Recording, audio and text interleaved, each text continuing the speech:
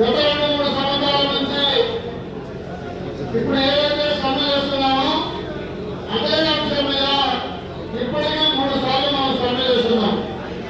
దానికి కారణం దేశంలో ఉన్న 44 కార్మిక చట్టాలని మార్పు చేసి 4 కోట్లుగా చేయాలని కేంద్రంలో ఉన్న నరేంద్ర మోడీ ప్రభుత్వం ప్రయత్నం చేస్తుంది. దానికి వ్యతిరేకంగా ఈ సమ్మెను జరగటం, ఈ కోట్లంతా ఇంప్లిమెంట్ అయితే కార్మికులకు ఏం నష్టం జరిగింది, పరిశ్రమలు ఏం నష్టపోతాయి, పారిశ్రామికవేత్తలకు ఏం లాభం జరిగిందని తెలియజేయడానికి ఈ కార్మిక నాయకులందరూ ఇక్కడికి రావడం జరిగింది. కార్మిక సోదరులు ముఖ్యంగా గమనించాలి, మనం స్వాతంత్రం రాకముందు నుంచి కార్మిక చట్టాలను సాధించి బ్రిటిష్ వాళ్ళ దగ్గర నుంచి కూడా కొన్ని కార్మిక చట్టాలను సాధించి ఆ తర్వాత స్వాతంత్రం వచ్చిన తర్వాత కొన్ని కార్మిక చట్టాలను తెచ్చుకొని మనం కార్మికుల అనేక హక్కులు సాధించుకున్నాం. వాళ్ళ భాగంగానే మనం ఏదైతే పేమెంట్స్ తీసుకుంటున్నామో ఏఎస్ యాక్ట్ దాని ప్రకారమే మనకు వేజ్ బోర్డు అలా చేసి మనకు జీతాలు ఇస్తాం. అదేవిధంగా మనకు బోనస్ యాక్ట్ ఉంది, దాన్ని బట్టి మనకి ఈరోజు మనం బోనస్ తీసుకుంటున్నాం. అది ఉండబట్టే మనం గ్రాట్యుటీ తీసుకుంటున్నాం. రిటైర్ తర్వాత పెన్షన్ యాక్ట్ ఉంది, అందుకనే మనం రిటైర్ తర్వాత పెన్షన్ తీసుకుంటున్నాం. అదేవిధంగా వర్క్మెన్ కాంపెన్సేషన్ యాక్ట్ ఉంది, మన కార్మికుడికి ఏమైనా దెబ్బతగిలితే మనకు జీతం పట్టివ్వడమే కాకుండా ఆ కార్మికుడు వైద్యం చేయడం ఇవన్నీ చేస్తున్నారంటే మనం దెబ్బతిపడిలో ఉన్నప్పుడు మనం జీతం ఇస్తున్నారంటే అవన్నీ వర్క్మెన్ కాంపెన్సేషన్ యాక్ట్ లో చేస్తుంది. ఇలాంటి అనేక చట్టాలు మనకి ఏమన్నా ఇబ్బంది కలిగినప్పుడు యాజమాన్యం అన్యాయంగా చర్యలు తీసుకున్నప్పుడు మనం ఆర్ఎస్సీ దగ్గరికి వెళ్ళి లేకపోతే కోర్టుకి వెళ్ళి మన న్యాయమైన హక్కుల్ని మనం సాధించుకుంటున్నాం. రేపు ఈ చట్టాలను పోయి కోర్టులో వస్తే అవన్నీ మనకు సాధ్యం కాదు. కోర్టు అంటే యాజమాన్యంకి ఇష్టం ఉంటే వాళ్ళకి ఖైదు చేస్తారు, ఇష్టం ఉంటే చేస్తారు, లేకపోతే లేదు. అదే చట్టం అంటే యాజమాన్యం చేయకపోతే మనం న్యాయస్థానానికి వెళ్ళి వాటిని న్యాయం మనం చేసుకునే అవకాశం ఉంటుంది. ఇలాంటి నిర్ణయాలు తీసుకుంటున్న నరేంద్ర మోడీ ప్రభుత్వానికి వ్యతిరేకంగా ఈ సభను తలపెడుతున్నాం. ముఖ్యంగా మీరు గమనించాలి, ఈ పెద్ద పారిశ్రామికవేత్తలు ఈ దేశాన్ని ధ్వంసం చేయడానికి, దేశానికి ఉన్న సంపదలన్నీ వాళ్ళని దోచుకోవడానికి ముఖ్యంగా మీకు తెలుసు మనకు సహజ వనరులు ఉంటాయి. అదే బొగ్గు కానీ, స్టీల్ కానీ, అదేవిధంగా ఆయిల్ కానీ, నేచురల్ ఆయిల్ కానీ, అదేవిధంగా జింక్ కానీ, మనకు మైన్స్ ఏవైతే ఉంటాయో గ్రానైట్ మైన్స్, ఇలాంటి అన్నిటినీ వాళ్ళు దోచుకోవడానికి గతంలో ఇందిరాగాంధీ గారు ప్రధానమంత్రిగా ఉన్నప్పుడు, ఈ దేశంలో కమ్యూనిస్టులు బలంగా ఉన్నప్పుడు ఆమెను ఒప్పించి జాతీయకరణ చేసి కోల్ ఇండియాని, అదేవిధంగా ఆయిల్ కంపెనీలని, బ్యాంకింగ్ రంగాన్ని, వీటన్నిటినీ జాతీయకరణ చేశారు. అప్పటి నుంచి రంగాలన్నీ ప్రభుత్వ రంగంలోనే నడుస్తున్నాయి. ఇప్పుడు వచ్చిన ప్రభుత్వాలు వీటన్నిటినీ పారిశ్రామికవేత్తలుగా అంటే ఇవ్వడానికి, వాళ్ళకి ఇవ్వడం కోసమే చట్టాలను మార్పు చేస్తున్నారు. ఇప్పుడు ఇలాంటి ఫలితం మనం అనుభవిస్తున్నాం. గత 10 సంవత్సరాల నుంచి సింగరేణిలో ఒక కొత్త తక్కుబాయి కూడా రాలేదు. మనకు రావాల్సిన బాగుంది కాంట్రాక్టర్లకు, ప్రైవేట్ వాళ్ళకి టెండర్ పిలుస్తున్నారు.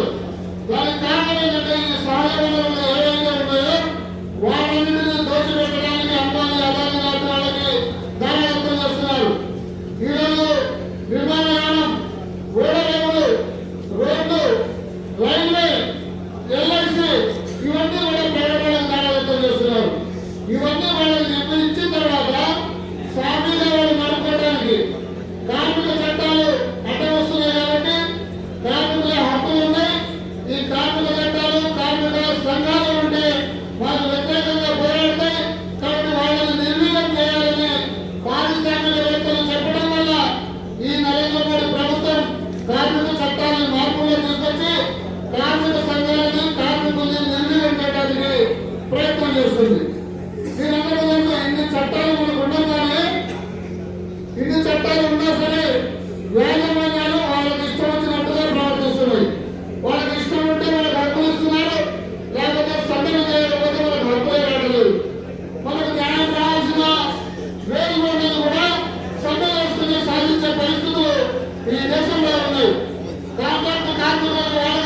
ఉన్నా కనీసం వాళ్ళకి వేజెస్ మినిమం వేజెస్ ఇవ్వకుండా వాళ్ళని శ్రమదోపిడికి గురి చేస్తున్నారు. మనం ఒక పక్క చట్టాల్లోనే సమాన పనికి సమాన వేతనం ఇవ్వాలని, అదేవిధంగా హైకోర్టు కమిటీ వేతనాలు ఇవ్వాలని వాళ్ళకి ఉన్నా వాళ్ళకి ఆ జీతాలు ఇవ్వలేదు. అంతకు మన రాష్ట్ర ప్రభుత్వం కంట్రోల్లో మనం ఉన్నాం. రాష్ట్ర ప్రభుత్వం ఇచ్చిన మినిమం వేజెస్ ని కూడా ప్రభుత్వ రంగ సంస్థ సింగరేణిలో ఇంప్లిమెంట్ చేయలేదు. అదే ఆ చట్టాలు లేకపోతే ప్రైవేట్ వాళ్ళు ఇస్తారు అసలు కనీసం ఒక పైసలు. అందుకనే ఈ హక్కులన్నీ పోతాయి. ముఖ్యంగా మనకు సింగరేణికి సంబంధించి అయితే రేపు 6 నెలల తర్వాత జూలై నెల నుంచి కొత్త వేజ్ కోడ్ రావాలి. రేపు ఏప్రిల్ నుంచి చట్టాలు ఇంప్లిమెంట్ అయితే వేజ్ కోడ్ అనేది ఉండదు, నెగోసియేషన్ ఉండదు. వాళ్ళు ఒక కమిటీ వేసి కమిటీ ద్వారా ఇదిగో వీళ్ళకి 10% పెంచుతున్నాం, 5% పెంచుతున్నాం అంటే అంతే పెంచుతారు. మీకు తెలుసుగా రాష్ట్ర ప్రభుత్వ ఉద్యోగులకి 7% పెంచుతామని పోయిన వాళ్ళకి వేజ్ కమిషన్ లో రాశారు. రేపు రాబోయే రోజుల్లో మనకైతే పరిస్థితి వస్తాయి. మనకు దాంతో ప్రకారం ఇప్పుడు మన ఉద్యోగం వస్తే 60 సంవత్సరాల వరకు మనం ఉద్యోగం చేస్తున్నాం. ఏదన్నా కారణాల వల్ల అన్యాయంగా మనల్ని డిస్మిస్ చేస్తే మనం కోర్టుకు వెళ్ళి ఉద్యోగాన్ని సాధించుకుంటున్నాం. కానీ ఇప్పుడు హైర్ అండ్ ఫైర్ వాళ్ళు ఒక టైం బేస్డ్ 3 సంవత్సరాలు 4 సంవత్సరాల మీకు ఉద్యోగం ఇస్తారు. ఆ 3 సంవత్సరాల తర్వాత మీరు ఉద్యోగం తీసేయవచ్చు. మీకు తెలుసు కదా ఇప్పుడు సైన్యంలోనే యాక్టివ్ పేరుతో 4 సంవత్సరాలకి ఉద్యోగాలు తీసుకుంది కేంద్ర ప్రభుత్వం. రేపు మనగా చేస్తే మన పరిస్థితి ఏంటి? మన వయసు ఎలా ఉంటాయి? ఒక మైలు పంపిన తర్వాత 15-20 సంవత్సరాలు 30-40 సంవత్సరాలు నడిచిన తర్వాత మైలు పొందొచ్చు. పొందిన తర్వాత కార్మికులు ఎక్కువ ఉన్నారు కాబట్టి మీరు రిటైర్ అయిపోయినట్టు మీరు ఇంటికి పంపించేస్తారు. ఇప్పుడు చూసాం కదా మన డివిజన్లోనే R8 బంద్ అయింది, 2,000 మంది R6 బంద్ అయింది. కానీ కార్మికులు ఎక్కడ ఉన్నారు? మన దగ్గర సర్దుబాటు చేసి ఇక్కడే ఉన్నారు. కానీ ఆ విధానం వస్తే వాళ్ళకి ఉద్యోగాలు ఇచ్చేస్తారు. ఇలా ఈ చట్టాలు అనేక మార్పులు చేస్తున్నారు. ఇది మన ఎగ్జిస్టెన్స్ కోసం, మన కోసం, మన హక్కుల కోసం, మన జీవితం కోసం, రాబోయే భావితరాలకి ఈ హక్కుల్ని అలాగే నిలిపి ఉంచడానికి ప్రభుత్వ రంగ సంస్థల్ని మనం ముందుకు నడపాలనే ఉద్దేశంతోనే ఈ కార్మిక సంఘాలు అనేక భేదాలున్న అందరూ కలిసి సభ్యులు పిలిపించింది. ఈ ప్రపోజల్ 2019లోనే కేంద్ర ప్రభుత్వం మొదలుపెట్టిన అనేక సార్లు కార్మిక సంఘాలు సమ్మె చేపట్టి ఒక అడుగు ముందుకు కొంత లేట్ డిలే చేస్తున్నారు. ఇదే కనుక ఇంప్లిమెంట్ అయితే రాబోయే రోజుల్లో ఈ హక్కులన్నీ ఏముండవు. అందుకనే కార్మిక సంఘాల భేదం లేకుండా అందరం కలిసి సమ్మెలో పిలిపించాం. తప్పకుండా కార్మికులు రేపు ఈ సమ్మెలో పాల్గొనాలి.